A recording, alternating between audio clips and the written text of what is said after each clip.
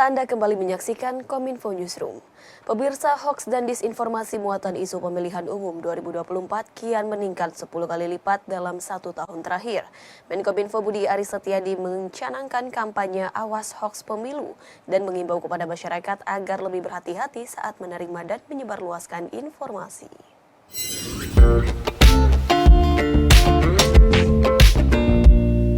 Dalam konferensi pers awas hoaks pemilu yang digelar di Media Center Kementerian Kominfo Jakarta, Menkominfo Budi Aris Setiadi mengungkapkan adanya peningkatan jumlah hoaks menjelang pemilu 2024. Budi mengonfirmasi sepanjang tahun 2022 hanya terdapat 10 hoaks pemilu. Namun sepanjang Januari 2023 hingga 26 Oktober 2023, terdapat 98 isu hoaks pemilu.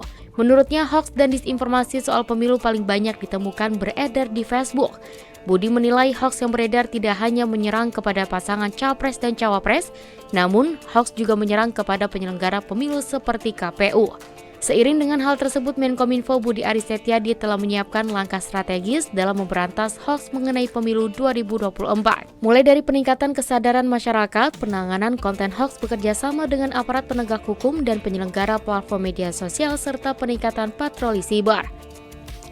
Namun semua upaya tersebut tentu tidak dapat serta-merta menanggulangi hoaks pemilu. Kami membutuhkan kerjasama seluruh masyarakat agar dapat menangkal hoaks. Beberapa tips bagi masyarakat agar dapat menangkal hoaks dan disinformasi diantaranya: 1. Jangan terpancing berita yang sensasional, yang memicu emosi kita dan membuat kita membagikan berita tanpa mengecek kebenarannya terlebih dahulu. 2. Pastikan bahwa sumber berita tersebut dapat dipercaya dan memiliki reputasi baik, dan pastikan bahwa berita tersebut didasarkan pada fakta yang dapat dipertanggungjawabkan dan bukan hanya berdasarkan opini subjektif. 3. Bandingkan berita ketika menemukan berita yang terdengar mencolok atau kontroversial. Carilah informasi serupa dari beberapa sumber yang berbeda untuk memastikan kebenarannya. Di kesempatan yang sama, Dirjen Aplikasi Informatika Kementerian Komunikasi dan Informatika Samuel Abrijadi Panggerapan mengingatkan, saat ini teknologi kecerdasan buatan atau artificial intelligence sudah mulai digunakan dalam menciptakan hoaks. Ia mendorong masyarakat untuk mencari informasi dari sumber terpercaya, khususnya dari media besar, dengan harapan agar penyebaran hoaks dapat ditekan. Harapan kita masyarakat mulai hati-hati karena penggunaan AI ini sudah makin canggih dan sudah mulai bisa digunakan untuk melakukan editing. Yang tadi kuncinya adalah carilah informasi dari sumber-sumber terpercaya, khususnya dari media-media yang hadir saat ini. Karena nggak mungkin berita-berita besar tidak diliput oleh media-media. Itu harapan kami, dan dengan demikian kita bisa menekan penggunaan penyebaran hoax, khususnya penggunaan hoax yang kalau kita lihat sepintas itu hampir seperti aslinya.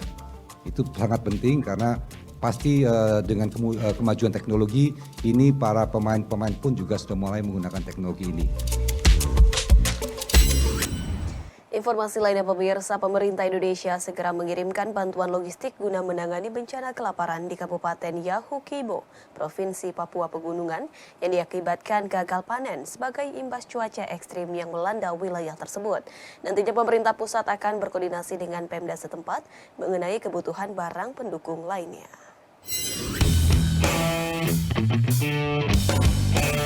Pemerintah segera mengirimkan bantuan logistik untuk menangani bencana kelaparan di distrik Amuma, Kabupaten Yahukibo, Papua Pegunungan akibat gagal panen imbas cuaca ekstrim yang melanda wilayah tersebut. Kepala BNPB Letjen TNI Suharyanto mengatakan, bantuan yang akan dikirimkan berupa beras sebanyak 20 ton, makanan siap saji 10.000 bungkus, biskuit protein 10.000 bungkus, serta anggaran operasional sebesar 1 miliar rupiah. Bantuan tersebut merupakan dukungan awal dan nantinya BNPB akan berkoordinasi dengan Pemda setempat serta Kemensos mengenai kebutuhan barang pendukung lainnya.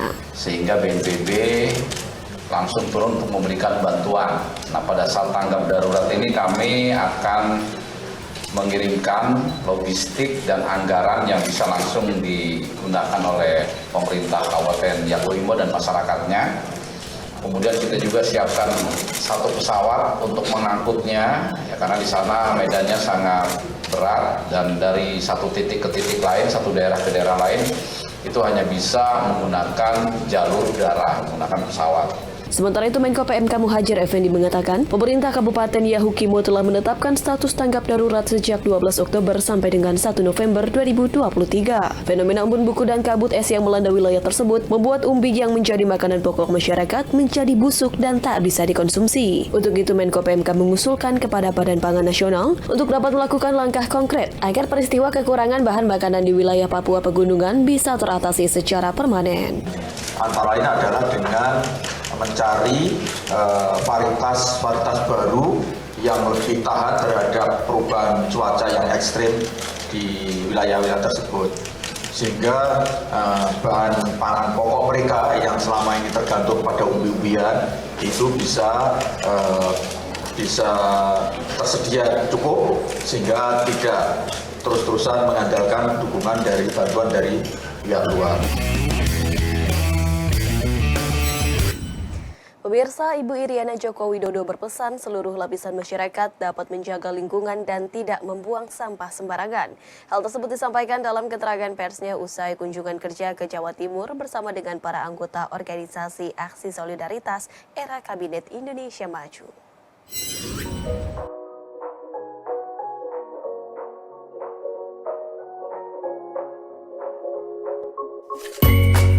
Ibu Iriana Joko Widodo bersama sejumlah anggota organisasi Aksi Solidaritas Era Kabinet Indonesia Maju bertolak ke Provinsi Jawa Timur. Pada kunjungan kerja kali ini, Ibu Iriana dan para anggota OASEKIM melakukan serangkaian kegiatan, mulai dari membersihkan sampah di pantai yang berada di kawasan Taman Suroboyo, hingga meninjau sejumlah hasil karya dan kreasi dari Dewan Kerajinan Nasional Daerah se-Jawa Timur di Gria Karya Surabaya. Dalam keterangannya, Ibu Iriana mengimbau seluruh lapisan masyarakat untuk dapat menjaga kebersihan pantai dengan tidak membuang sampah sembarangan. Selain membersihkan sampah dan memberi edukasi pengolahan sampah, Ibu Iriana bersama dengan Ibu Wuri dan para anggota OASEKIM juga memberikan hadiah sejumlah sepeda kepada siswa-siswi yang berani menjawab pertanyaan. Adapun pertanyaan yang diajukan Ibu Iriana seperti Pancasila, bahasa Inggris, dan permintaan menyanyikan lagu daerah. Baik, tadi awal pertama kegiatan kita di SD melakukan cuci tangan, olahraga, permainan anak-anak.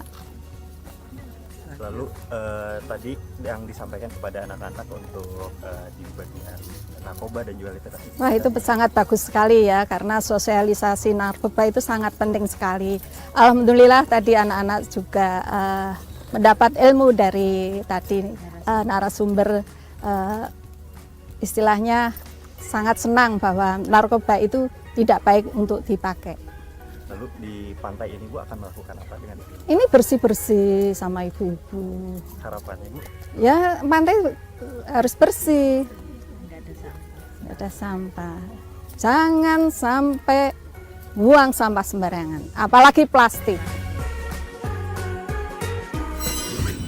Wakil Presiden Republik Indonesia Ma'ruf Amin dalam acara pembukaan Indonesia Syariah Economic Festival ke-10 tahun 2023 menyebutkan teknologi transversal menjadi pendorong tercapainya target PDB Indonesia tahun 2024. Menurut Wapres, sektor potensial yang diyakini akan mampu meningkatkan perekonomian Indonesia dengan pemanfaatan teknologi transversal, yakni ekonomi dan keuangan syariah. Wakil Presiden Republik Indonesia Ma'ruf Amin ketika meresmikan pembukaan Indonesia Syariah Economic Festival atau ISEF ke-10 tahun 2023 di JCC Kamis 26 Oktober 2023 menyebutkan teknologi transversal menjadi penggerak utama pertumbuhan global di masa depan, sehingga tanpa adanya inisiatif strategis untuk mempercepat implementasi teknologi transversal, Indonesia diperkirakan tidak akan optimal dalam pencapaian target PDB pada 2045. Teknologi transversal yang merujuk pada teknologi yang dapat diterapkan secara lintas sektor diyakini memiliki potensi untuk mengubah atau meningkatkan berbagai aspek kehidupan manusia tanpa terbatas pada satu bidang khusus. Beberapa contoh teknologi transversal seperti kecerdasan buatan, Internet of Things, blockchain, dan komputasi awan terbukti memiliki dampak luas dan dapat digunakan dalam berbagai sektor khususnya ekonomi dan bisnis. Menurut Wapres, sektor potensial yang diyakini akan mampu menerbangkan perekonomian Indonesia, yakni ekonomi dan keuangan syariah. Sehingga adanya peran vital dari teknologi dan digitalisasi, khususnya teknologi transversal yang akan memungkinkan gerakan ekonomi dan keuangan syariah menjadi lebih lincah, adaptif, dan transformatif.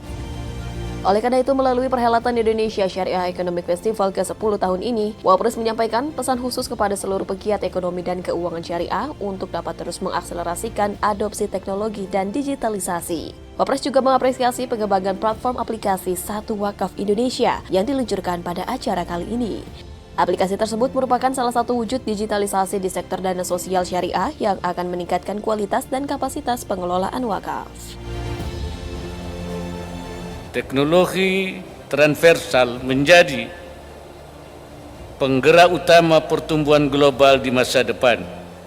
Tanpa adanya inisiatif strategis untuk mempercepat implementasi teknologi transversal, Indonesia diperkirakan tidak akan optimal dalam pencapaian target PDB pada tahun 2045. Pemirsa, usai jeda kami akan mengajak Anda menyaksikan dialog upaya pemerintah memutus rantai perkawinan anak sesaat lagi.